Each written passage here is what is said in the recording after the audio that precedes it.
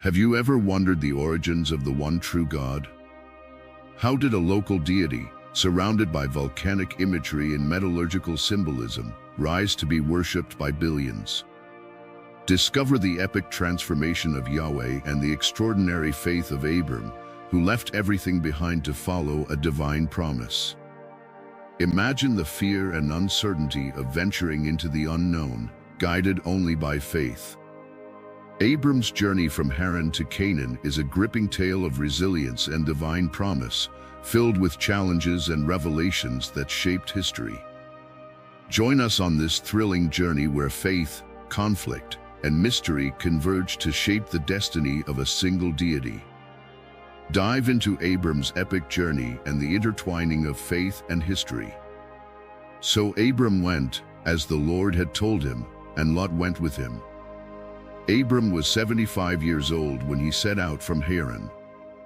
He took his wife Sarai, his nephew Lot, all the possessions they had accumulated and the people they had acquired in Haran, and they set out for the land of Canaan, and they arrived there. Genesis 12 verses 4 to 5. Picture this, an elderly man, Abram, at 75, leaving everything behind. The familiar landscapes of Haran, the security of his home, the routines of daily life, all abandoned for an uncertain promise. As Abram and his family journeyed through the arid wilderness, every step was a test of faith. The land of Canaan awaited them, a land filled with unknown dangers and ancient cultures. Abram traveled through the land as far as the site of the great tree of Moreh at Shechem. At that time the Canaanites were in the land. The Lord appeared to Abram and said, "To your offspring I will give this land." So he built an altar there to the Lord, who had appeared to him. Genesis 12 verses 6 to 7. Abram's heart pounded as he stood at Shechem, surrounded by towering trees and the presence of the Canaanites. The Lord's promise echoed in his mind, "To your offspring I will give this land." But could he trust this vision? The Canaanites, with their foreign gods and practices, seemed an insurmountable obstacle. The tension was palpable, the stakes immense. Abram's departure from Haran marked the beginning of a monumental journey, not just geographically, but spiritually and culturally. This move was laden with uncertainties and challenges, yet it was driven by an unwavering faith in God's promise. It symbolizes the leap of faith many are called to take, leaving behind the familiar and stepping into the promise of the unknown. As Abram journeyed through Canaan, he encountered a land rich in culture and religious practices. The religious beliefs of Israel are rooted in the shared culture of Canaan. Although it had unique attributes that differed from the Canaanites, it still found expression in shared practices and language. Some traditional practices could not be merged with Yahwism, but others like sacred poetry, music, and architecture were adopted and became integral to the Israelite religion. The Old Testament's embrace or rejection of these elements means that Canaanite religious influences still affect us today through biblical narratives. Do not learn the ways of the nations or be terrified by signs in the heavens, though the nations are terrified by them. Jeremiah 10 verse 2. The things that the Bible condemns in the Old Testament are, in fact, the culture that the Israelites at the time of writing the Bible were trying to distance themselves from in their own past. Human sacrifice, idolatry, and the worship of more than one God were practices they themselves once engaged in, just like everyone else in the world. These practices are polemicized in the text to divorce themselves from their past. Before the findings at Ugarit in 1928, our knowledge of Canaanite religion was minimal and largely from indirect sources. The Old Testament mentions Canaanite deities and rituals, but these were often in a negative light, making interpretations challenging. Excavations at places like Byblos and Megiddo gave us glimpses, but only a fragmentary picture. Thanks to the discoveries at Ugarit, ancient Ugarit in North Syria, the Canaanites tell us their own story. Hundreds of clay tablets found here, written in a dialect close to biblical Hebrew, offer rich insights. These tablets feature extensive mythological poems, records related to temple services, lists of deities and sacrifices, and details about temple workers and rituals. Additionally, artifacts linked to gods like Baal and Dagon, including temple remains and stelae, have been discovered. It's crucial to understand, though, that while there was a core Canaanite religious belief, local variations existed. Not every Canaanite city would have worshipped all the same gods that we know from these texts. Canaanite religion was more of a public affair than a personal one. Its rituals mostly centered on ensuring fertility and were community events. Though there were individual acts of devotion, the religion was mainly a communal way to connect with nature's forces. This involved practices believed to ensure continued creation and rejuvenation. The prominence of some deities in mythological writings doesn't always reflect their actual popularity among Canaanite devotees. The Lord said to Moses, "Speak to the Israelites and say to them, I am the Lord your God. You must not do as they do in Egypt, where you used to live, and you must not do as they do in the land of Canaan, where I am bringing you. Do not follow their practices." Leviticus 18 verses 1-3. The Hebrew word for God is El, the supreme God and creator, which shows up as Allah in Arabic. Variations of the name El are found in many Semitic languages: Ugaritic, Phoenician, Hebrew, Aramaic, and Akkadian. In northwestern Semitic cultures, El was a term for any deity and specifically for the primary god. He often stood at the top of many divine hierarchies and played roles like the god of creation or the father of gods in certain Canaanite and Ugaritic sources. Using the name El can be confusing because sometimes it refers to the main god and at other times to different gods.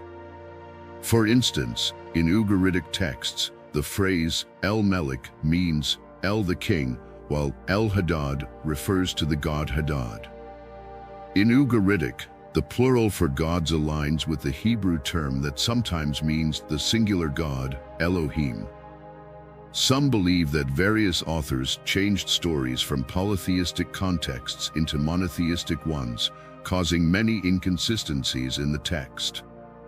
Names with the stem El appear in many Semitic regions among the Amorites and Sabaic people in the southern Levant. Several ancient texts and inscriptions mention El or connect him with other deities from different cultures, indicating his widespread recognition and influence. For instance, the Egyptian god Ptah shared an epithet with El, and an ancient script described El as the god of eternity.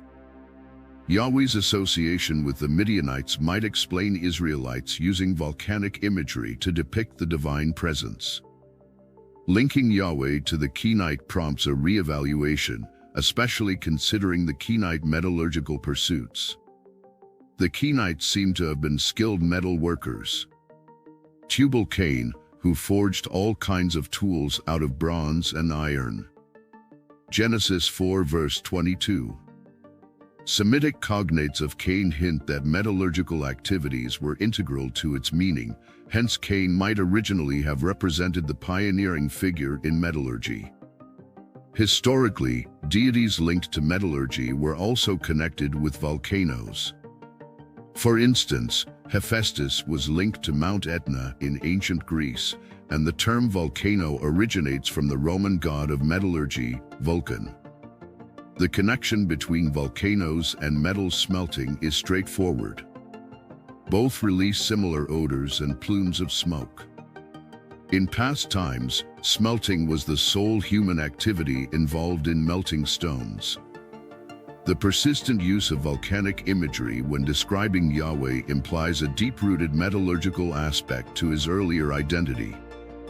Notably, the Song of Deborah associates Yahweh near Edom as a volcanic deity. This volcanic aspect of divine revelation is also highlighted in Deuteronomy's account of the Horeb revelation. Yahweh's historical role as a deity overseeing metallurgy in the southern Levant sheds light on various aspects of his character. In fact, Yahweh is nowhere to be found in any of the Ugaritic or northern Canaanite texts or inscriptions, which are dominated by El and Baal. Yahweh is most likely local to the southern Levant near the Sinai Desert and Midian. Their stronghold will fall because of terror. At the sight of the battle standard their commanders will panic, declares the Lord, whose fire is in Zion, whose furnace is in Jerusalem. Isaiah 31 verse 9.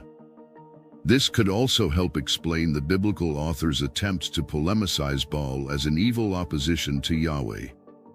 Considering how popular Baal was to northern Israel, being the prince and son of El, he only had to be opposed by Yahweh.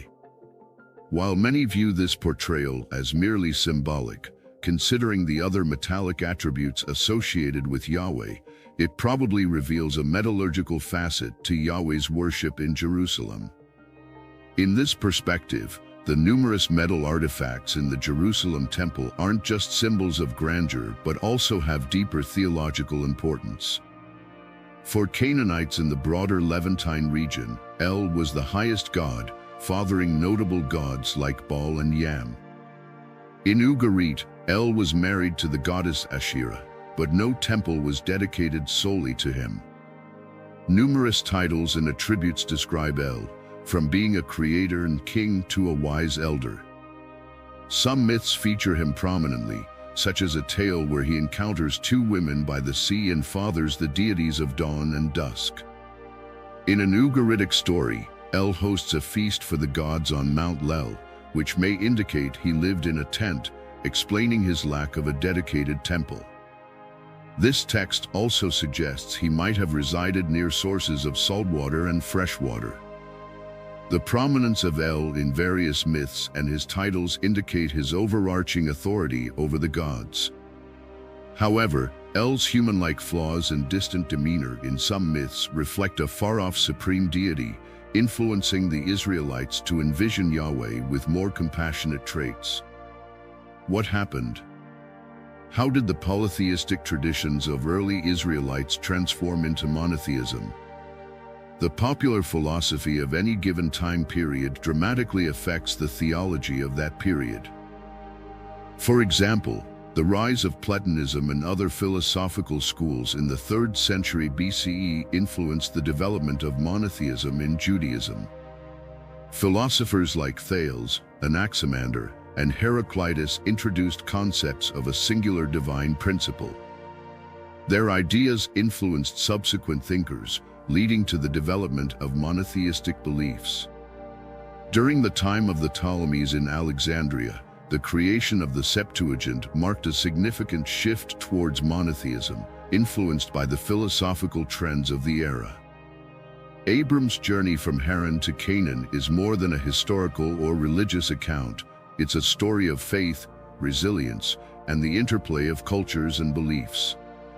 The transformation of Yahweh from a local deity to the supreme God of Israel reflects the dynamic nature of religious and cultural evolution. Understanding these ancient narratives and their contexts helps us appreciate the depth and complexity of the biblical stories that continue to shape our world today. As we reflect on Abram's journey and the cultural influences that shaped Israelite religion, we see a rich tapestry of faith, conflict, and transformation. The stories of old, interwoven with the beliefs and practices of neighboring cultures, remind us of the enduring power of faith and the ever-evolving nature of religious identity. We hope you learned something new today. If you did, give this video a like and share it with your friends. You can share with us what you know by leaving a comment below, and don't forget to subscribe to our channel for more informative and entertaining content. Thank you so much, and see you next time.